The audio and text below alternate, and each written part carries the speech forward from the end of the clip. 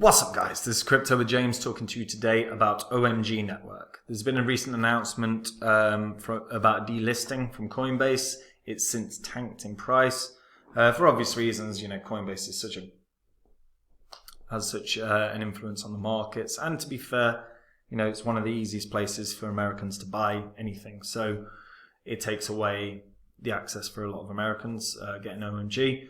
So short term, it's been dumping. I want to take a look at the long-term price potential for OMG Network, and also take a look at some recent news out of the UK regarding crypto and how banks have been discouraging their customers from getting into crypto. And I'll explain why in this video as well.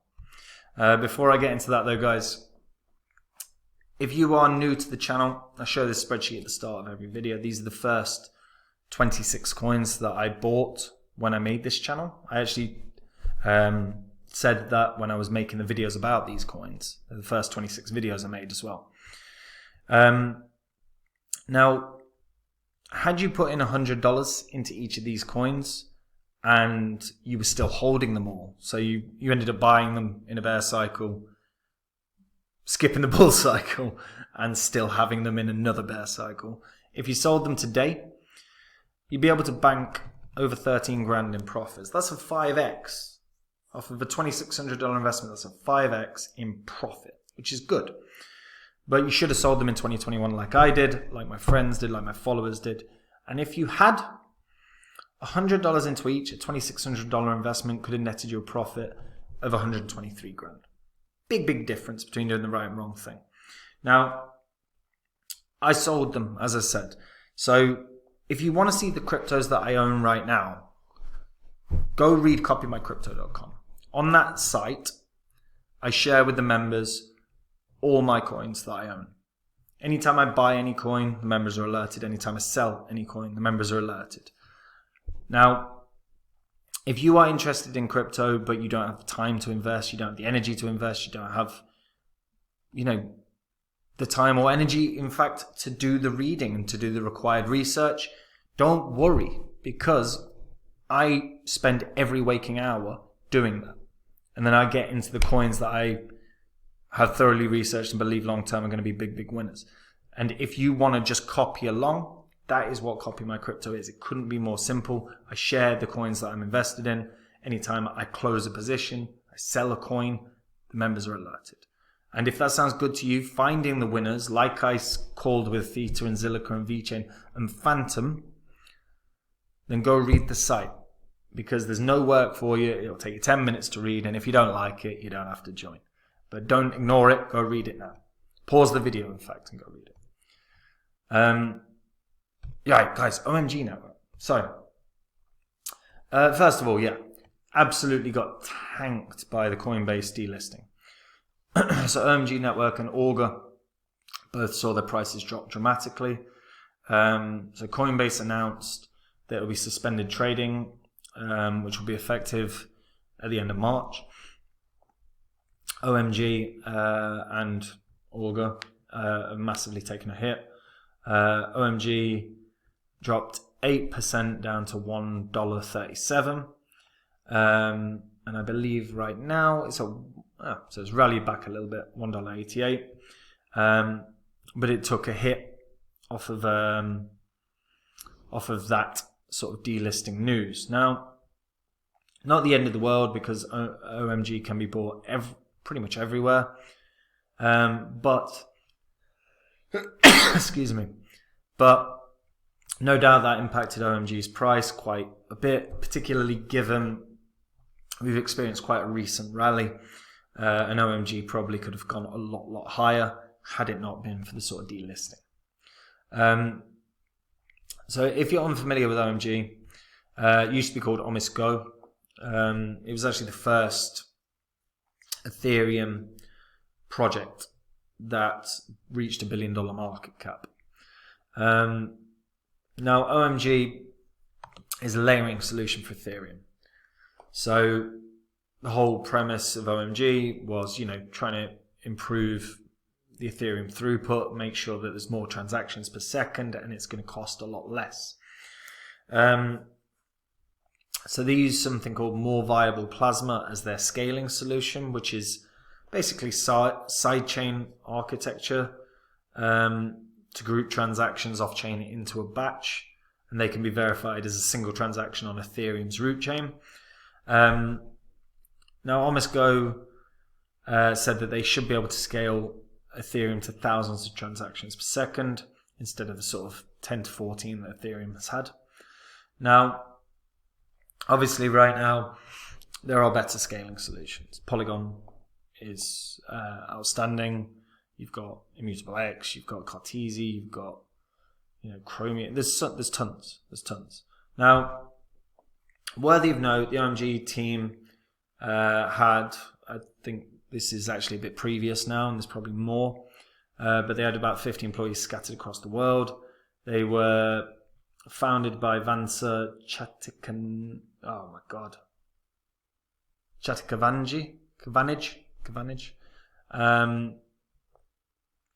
and operate a subsidiary of Sinca, which is a Thailand-based fintech.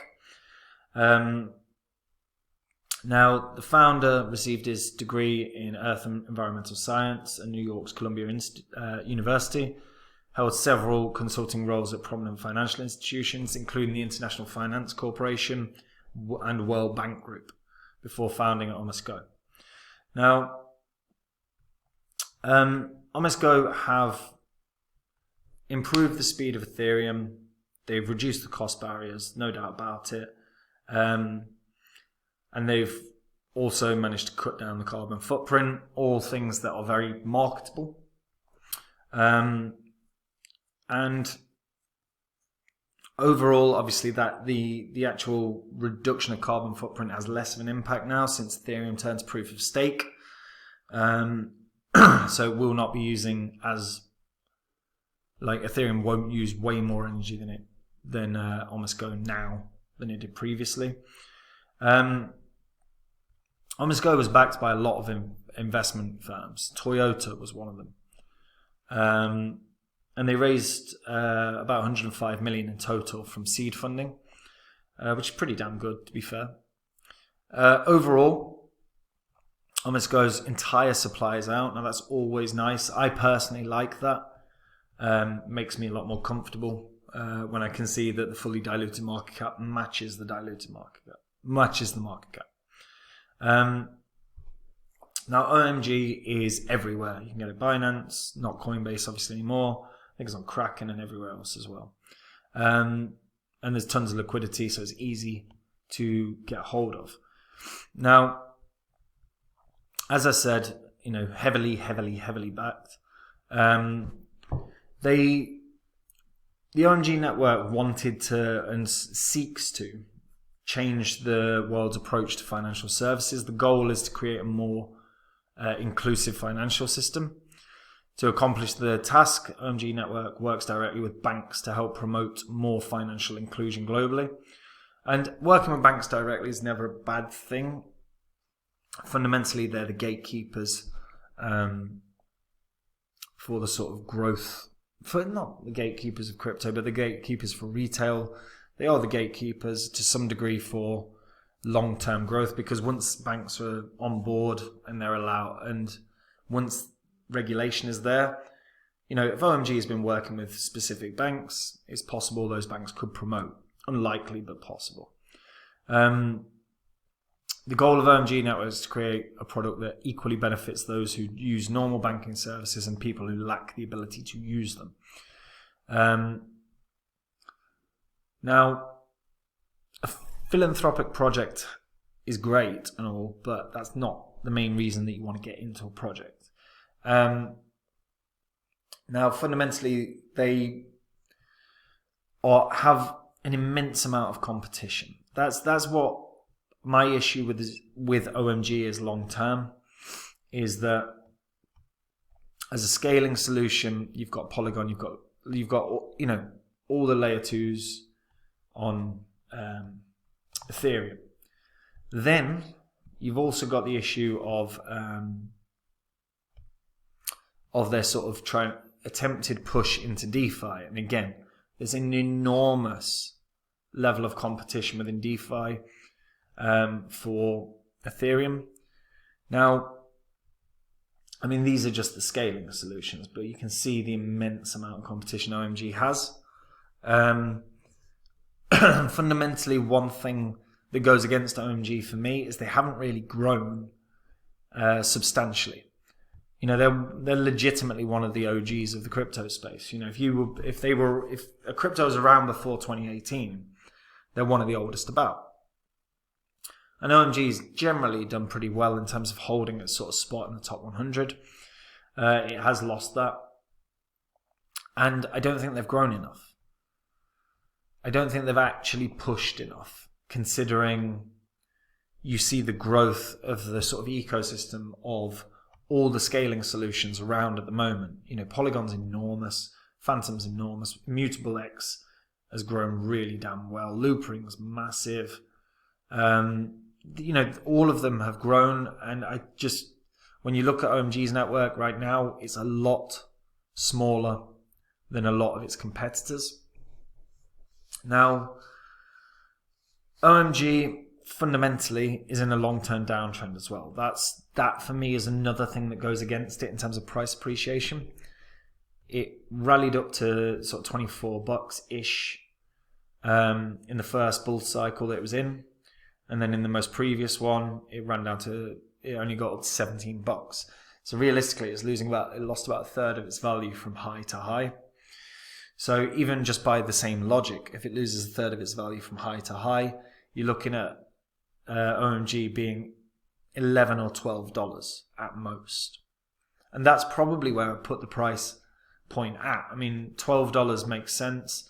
You know, that first wave that we saw in the last bull cycle, $12 was like the level that it reached, $12.32, but that volume was right there. And even in the first bull cycle, we saw a lot of volume around that $12 region. I think fundamentally OMG is going to really struggle to get past $12. And when things like a delisting from Coinbase happen, that's obviously going to go against it. That does result in less volume. And it damages Omesko's access to markets. You know, Americans mostly use Coinbase, or Coinbase is mostly used by Americans.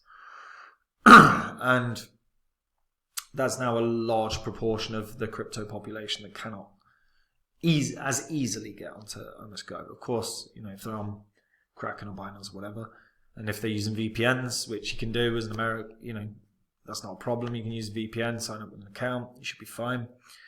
But less volume can come through. They've not really grown like they should have, like their competitors have. And when you look at the sort of layering solutions around for Ethereum right now, all of them look like they're moving faster in the current market as well. Like in terms of partnerships, in terms of projects being built upon it. Omesko just seems to be lagging. So I personally is one I wouldn't invest in. I think it probably still can run to $12 or so, mainly because in a bull cycle everything's taken up with it. And even though Omesko's one of the older projects, did do a decent rally in the last bull cycle, so I think $12 is achievable, but it might not even do that. And I think when you look at the layering solutions out at the moment, there's just many there that are better and more used. And the use matters. There could be the best projects in the world on Omesko, but if no one's using them, it doesn't matter. And that's what it boils down to. Polygon has got thousands of projects. People are using those projects. They're using the DeFi. They're using gaming. They're paying for They're paying for the transactions with Polygon. So it's utilizing the token. All these things are not really happening in Omesko in the same way. And as a result, I just can't see the price growth that you would hope for. So I think $12 is probably the most I would think. But if you agree or disagree, let me know in the comments down below. What's your favorite layering solution as well? Or what's the one you not favorite? I can't imagine anyone sitting there going, "I love this." But what's the solution, like the layering solution you use the most? Is it Arbitrum, Optimism, Polygon? Let me know in the comments down below. And if you're a returning viewer, hit the subscribe button. These videos will help you. They'll make you money. Don't miss them. And before I get into the UK news, if you want to see the coins that I own, go to copymycrypto.com. On the site, I share with all the members, and we've got thousands of members, and I share with them every coin I own. Anytime I add a new coin or add to or buy more of an existing coin, the members are alerted. Anytime I sell a coin, the members are alerted. I release videos also every day talking about the markets. Now, there's a lot of people that enjoy that and want to learn a bit about the markets, but there's a lot of members that just want to copy along. They don't want to do 10,000 hours worth of research. They don't want to deep dive white papers. They don't want to deep dive charts like I do. And they just want to copy along. And if that sounds like you, where you just want to go, I want to know what to invest in without having to do all the work, then this is the site for you. And when you go onto the site, read through the page, every single thing that you read there, you can verify on this channel's history. And if you like it, maybe I'll see you there, guys. And last thing, British banks have said, so a UK crypto whitelist is needed to solve the debanking, to solve debanking. That's what a lobby group says. So British banks have said they keep customers away from crypto for their own protection. Don't you worry, you're being protected by your bank. They always have your best interests at heart. They're never doing anything dodgy. They just want you to be safe. Did you know that? Be safe, guys. Stay out of crypto. The banks say it's bad for you. It's not good. You'll get damaged. You'll get hurt. It's for your own good. We're just going to tell you exactly how you can spend your money. And you have to be okay with that, because that's fair. Because we're looking out for you. Tossers. So yeah. So as always, banks keep pulling this BS. And UK banks should be given a whitelist of registered crypto firms to avoid the sector being cut off from the financial system, a lobby group, Crypto UK, said. Now, I agree with that in the sense that there needs to be a list that the banks will all go, yeah, that's cool. Because the banks in the UK are making it a lot harder to move money around, particularly within crypto. And, you know, I just don't, I hate this. I hate this because customers own good. Customers own good. They talk and treat adults like children, and adults sit back and seem okay with it. That's fine. You talk to me like an adult. You know best how to spend my money. No! In what world is that okay? In what world? Anywhere. In what country? Anywhere. Should that be acceptable? Absolutely goddamn nowhere. It's a ridiculous statement. They are there. You store your money there. They don't own your money. Although, I don't really want to get into that. But the idea that they are protecting you, it's ridiculous. You're a 5-year-old. We're all 5-year-olds in the UK, apparently. And we need the banks to come in and save us from making silly mistakes. Absolute insanity. Now, we'll see if the UK starts sort of reversing their position, or if UK banks start reversing their position. But it is important that banks in the UK and banks in Europe and banks in America have some sort of list that they all go, this is acceptable in terms of you can send money to these exchanges, or you can send money, or you can deposit money on these places. The problem is, again, with this, because while I agree with it in principle, they're then deciding effectively what can be invested in. They make things a lot harder. They make things a lot trickier. They can effectively quash the success of a crypto by having this whitelist.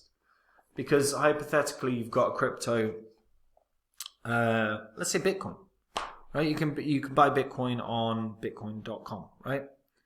Now, say they ban Bitcoin.com. Now that doesn't really affect Bitcoin, really. I mean, it would be a case of that would be ridiculous, of course, but it wouldn't affect Bitcoin long term because Bitcoin's the biggest coin.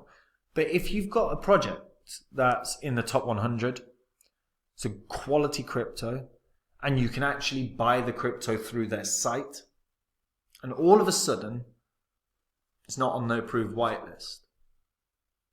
What have you just done to a crypto's ability to, the ability to trade that crypto, the ability to buy that crypto? It's ridiculous. It's ridiculous. And even in a world where I believe long-term crypto is going to win massively. I'm in the crypto space. I'm a massive crypto bull. But we are still at the behest of banks because we need a whitelist. Because we, as adults, are not smart enough to protect ourselves. We as adults need a middle-aged white man to come in and tell us, this is for your own good. You can't spend your money here. Imagine if someone did that to you at the local supermarket. Knock their teeth out. Ridiculous. Anyway, that's it from me. Rant over. Take care. Tell me what you think about this, actually. Love to get perspectives on this. What do you actually think about this whitelist stuff? Let me know in the comments down below. And that's it from me, guys. Take it easy. Bye-bye.